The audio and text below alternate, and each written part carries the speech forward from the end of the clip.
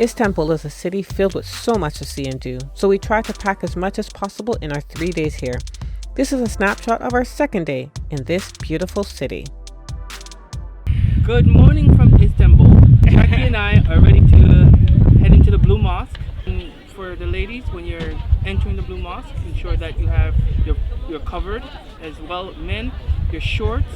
If you're wearing shorts, it has to be below your knees, or else you have to cover up as well. So we're heading into the Blue Mosque. See ya. Over more? I'm not quite sure why this girl wanted to take a picture with me, but hey, why not?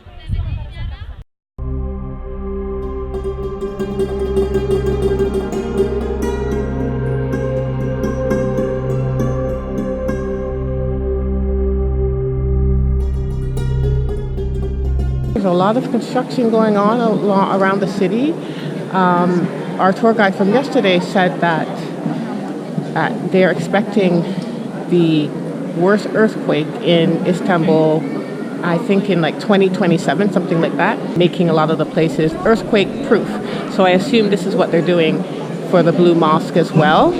But despite the construction, it's still beautiful. The Blue Mosque was built between 1609 and 1616, and its official name is Sultanahmet Mosque, but everyone calls it the Blue Mosque because it has over 20,000 ceramic tiles, with blue being the predominant color. Unfortunately, there was construction going on when we were there, so we didn't get to actually see the iconic blue tiles. When we left the Blue Mosque, we decided to check out some of the shops that were just around the corner. Did you get all that you wanted, Jackie? I did, and so did you. Wow. She sold me out. Beautiful store. Great guy. Wooden corner. This guy hooked us up as soon as we got out of the Blue Mosque. Very nice. We saw this really nice ceramic store, so we're here buying up some things and hoping that it'll fit into our luggage. But this gentleman is giving us some very good deals. What's the name of the store? Izmir Classics. Izmir Classics.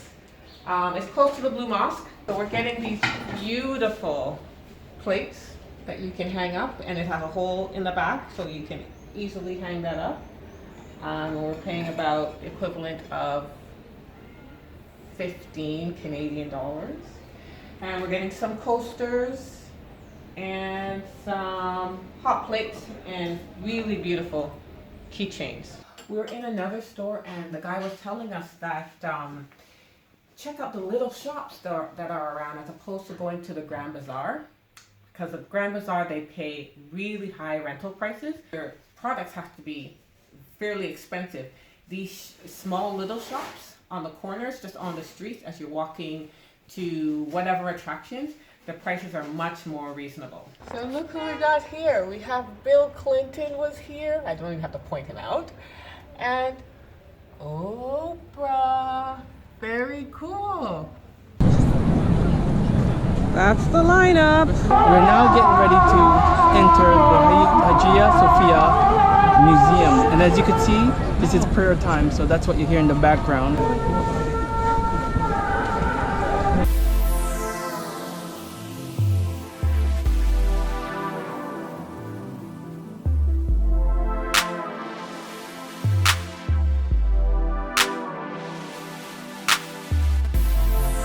So on the walls and the ceilings, you'll see frescoes of Christian symbols such as the Virgin Mary and Jesus, and you'll also see Muslim calligraphy. It was first a church, and then it turned into a mosque. So when it turned into a mosque, the Muslims did not destroy the Christian artwork, the Christian fresco. They covered over it, they plastered over it.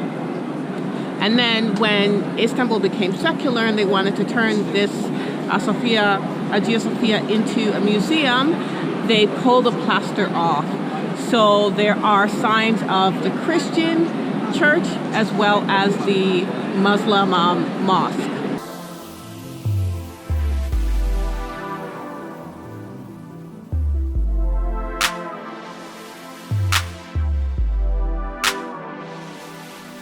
When we were lining up for Hagia Sophia, we noticed this gazebo-like structure, and I was wondering what it was. So when we came out, we read the little plaque, and this is actually a fountain where the Muslims would wash their feet for ablution before they went into the mosque. Look at how beautiful and intricate the design is. It is beautiful. As you can see, there are the water spouts. So they would sit down there, wash their feet, and then go inside to the mosque for prayer. We're just leaving Hagia Sophia, which was beautiful. It's very dark in there though. But I think that because of all the frescoes on the ceilings, they're trying not to damage them with light. So we were here yesterday with the walking tour, so we know we have to go through security to get into the garden in order to get to the Archaeological Museum. They put metal detectors here 3 years ago because there was a terrorist attack at that time, and this was one of the targeted areas. So now they have they have guards with guns right here, and I won't take a video of them. And turn around and just show the entrance of the gate. I won't. Okay. I'm not sure if you can see the guards or not, but yeah, that's the entrance to the garden, and then after the garden is the Archaeological Museum. So on our way to the Archaeological Museum, we saw people walking into this structure. So we went over to one of the gentlemen and asked him what this was, and he said this is an old Iranian church. So we thought we'd check it out. Looks very old. Have no idea how old. Probably thousands of years.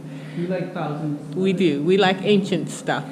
Anything less than 100, forget about it. Let's go.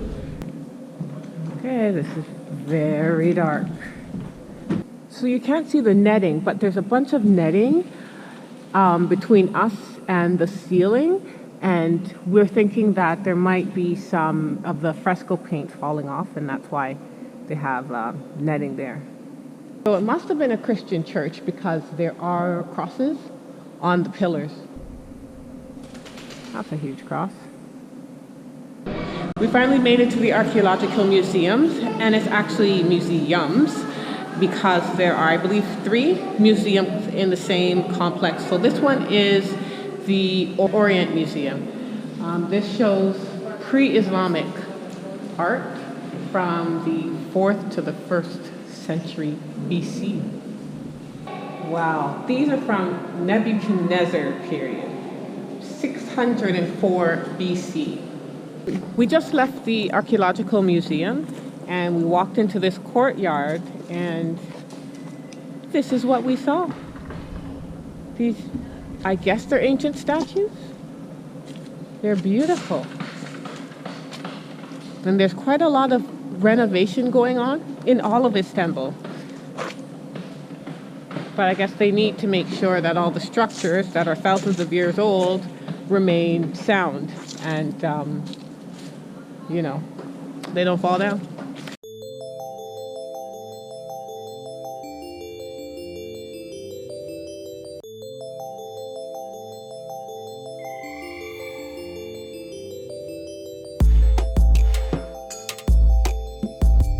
We have just completed our museum tour. We're gonna go home, get some rest. I have to get something to eat. What do you say, Jax? Sounds like a plan? Sounds like a plan. So we're here at a local restaurant close by our hotel called Utaklar. One of the guys who work at the hotel recommended it. We came here last night for dinner. It was really good and very inexpensive, and so we're here again for lunch. So I'll show you what we're gonna eat. So Patrick is having Adana kebab, which is a lamb kebab, and he's having a shepherd salad. This salad is called koban salata, and then a regular salad.